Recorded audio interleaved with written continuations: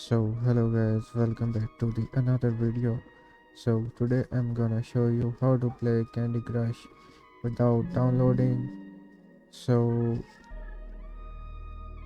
first of all, please open your browser, then search here for Google. After opening your Google, then you need to search here Cloud Moon. So after searching CloudMoon, you can see here the first site web.cloudmoonapp.com. Click on that. So as you can see here, different games. Search here Candy Crush. So as you can see Candy Crush Saga, click on play.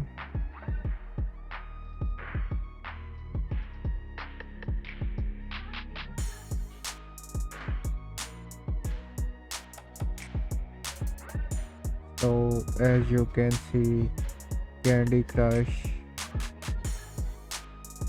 is now playing. Click on play. So here you can also log in your account from settings. Go to settings, quit level, quit,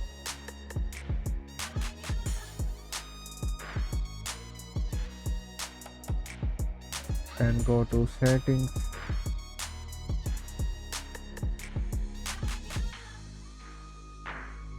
Account and health. You can also log in your my account from here.